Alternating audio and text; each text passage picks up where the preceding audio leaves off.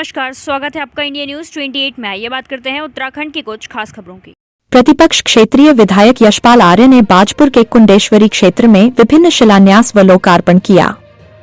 उत्तराखंड काशीपुर कुंडेश्वरी क्षेत्र में प्रतिपक्ष क्षेत्रीय विधायक यशपाल आर्य द्वारा बाजपुर विधानसभा के अंतर्गत विभिन्न ग्राम सभाओं में पर्वतकुंज, शिवलालपुर, डल्लू, कुंडेश्वरी, धकिया नंबर 2, बाजावाला व हरिनगर, कुमाऊं, गढ़वाल, परमानंदपुर लगभग 5,42,47,000 रुपए की लागत से प्रतिपक्ष क्षेत्रीय विधायक यशपाल आर्य बाजपुर विधानसभा के अंतर्गत शिलान्यास व लोकार्पण किया। समस्त ग्राम वासियों ने विधायक यशपाल आर्य का जोरदार फूल मालाओं से स्वागत किया और हृदय से आभार प्रकट किया। नेता प्रतिपक्ष यशपाल आर्य ने सबसे पहले गुरुद्वारे में जाकर माथा टेका, उसके बाद समस्त ग्राम सभाओं की समस्याओं को सुना व तत्काल समस्या का समाधान किया। डाकिया नंबर 2 में गुरुद्वारे के लिए 5 लाख रुपए की घोषणा की।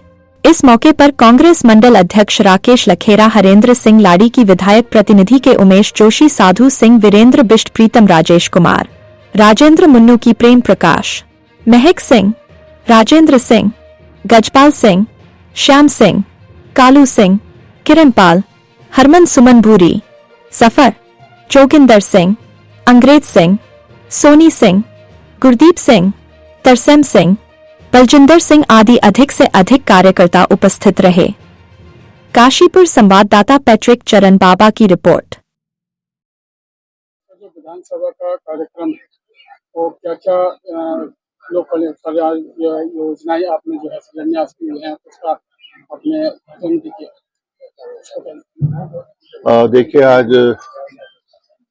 लोक निर्माण विभाग से स्वीकृत सड़कों का और एमएलए फंड, विधायक निधि से निर्मित योजनाओं का शिलान्यास और लोकार्पण किया गया है और लगातार कोशिश रही है कि बाजपुर को विकास के रेस में, दौड़ में आगे बना रहे और जाति, मजहब, धर्म से ऊपर उठकर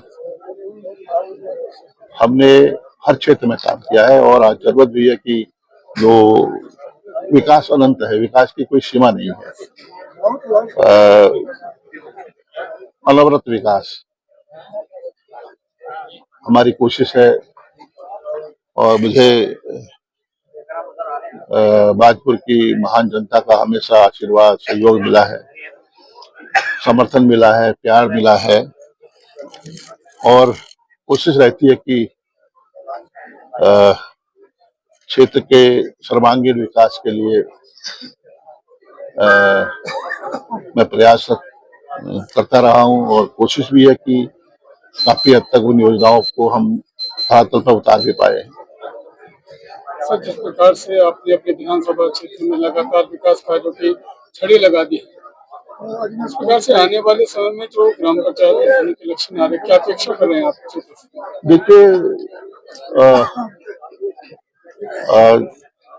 ये फैसला जनता को करना है, मतदाताओं को करना है और मुझे विश्वास है कि मतदाता अपने प्रतिनिधियों को बेहतर तरीके से चुनेंगे, जिसकी सोच विकास की हो, जो समदर्शी हो और जो अनवरत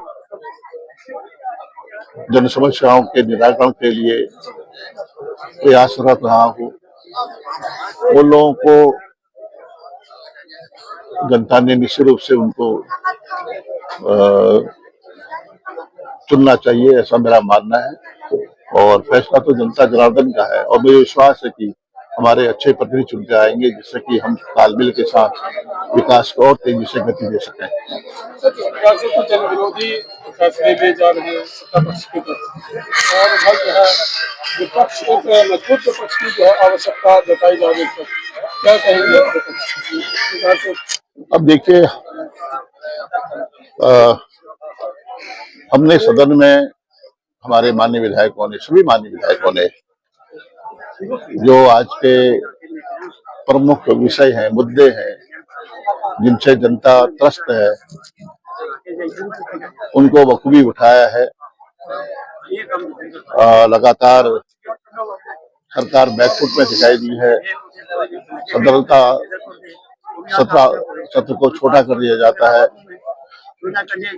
और सदन में सरकार सवालों का जवाब देने से कतराती रही है, बचती रही है। लेकिन हमने सड़क में भी और सदन में भी ये हमारी जिम्मेदारी है कि प्रमुख विषयों को, मुद्दों को, जैसे आज के दौर में महंगाई चरम सीमा पर है, बेरोजगारी है, पलायन एक बड़ा मुद्दा है, भ्रष्टाचार ने सारी सीमाएं लांघ दी हैं। भ्रष्टाचार ने का एक मॉडल स्टेट बन गया है उत्तराखंड, और नौजवानों के हाथ में काम नहीं है। किसानों को उनके गन्ने का मूल्य का आज तक निर्धारण नहीं हुआ है, घोषणा नहीं हुई है। किसानों के आय को दुगनी करने वाली भारतीय जनता पार्टी की सरकार, जिन्होंने कहा था किसानों की आय हम 2022 में दुगनी कर देंगे, आज किसानों को चाहे खाद हो, चाहे बीज हो, चाहे डीजल हो, चाहे रासायनिक दवाएं हो, कीमतें दिन दिन बढ़ती जा रही हैं। आज हर वर्ग परेशान है, शोषितों के साथ, वंचितों के साथ, जो दलित समाज है, जो अकलितों के लोग हैं, उनमें डर और भय का वातावरण बना दिया गया है। अतिक्रमण के नाम पर लोगों को परेशान किया जा रहा है, जमीनें छीनी जा रही हैं, कब्जे हटाए जा रहे हैं। और दूसरी तरफ सरकार ने यहाँ के जल, जंगल, जमीन को बाहरी लोगों को बेच दिया है, सौंप दिया है। सशक्त भू कानून में एक राज्य में दो दो कानून थोप दिए गए हैं। तमाम विषय हैं, इन विषयों को लेकर जनता में आक्रोश है, नाराजगी है। जो समान नागरिक संहिता है, उसमें उत्तराखंड के जो देवभूमि कहा कहते हैं, उत्तराखंड को जो संस्कृति, जो उत्तराखंड की संस्कृति है, जो यहाँ की परंपराएं हैं, यूसीसी लागू करने से, समान नागरिक संहिता लागू करने से उन पर इन्होंने हमला किया है और उन परंपराओं का अपमान किया है। तो निश्चित रूप से सरकार के खिलाफ माहौल है और हम निश्चित रूप से जनता के साथ खड़े हैं और इस लड़ाई को हम मजबूती के साथ लड़ना चाहेंगे आने वाले समय में और मजबूती से। सर, आम जनता से जुड़ा हुआ सवाल था, स्मार्ट मीटर का जो सवाल था कि आप मिडिल क्लास का किस प्रकार से सर्वाइव कर पाएगा उसके। देखिए, हमने कांग्रेस ने पुरजोर विरोध किया है। स्मार्ट मीटर, प्रीपेड मीटर जो व्यावसायिक घराने हैं उनको दे दिए गए, अपने चहेतों को दे दिए गए हैं। इसको लगाने का काम कर दिया गया। पुलिस फोर्स के जरिए स्मार्ट मीटर लगाए जा रहे हैं, प्रीपेड मीटर लगाए जा रहे हैं और निश्चित रूप से व्यावसायिक घरानों को फायदा देने के लिए ये योजना लागू की गई है। मेरा मानना है कि इससे मजदूर, गरीब, कमजोर तबके और मध्यम वर्ग को भारी नुकसान होने की आशंका है।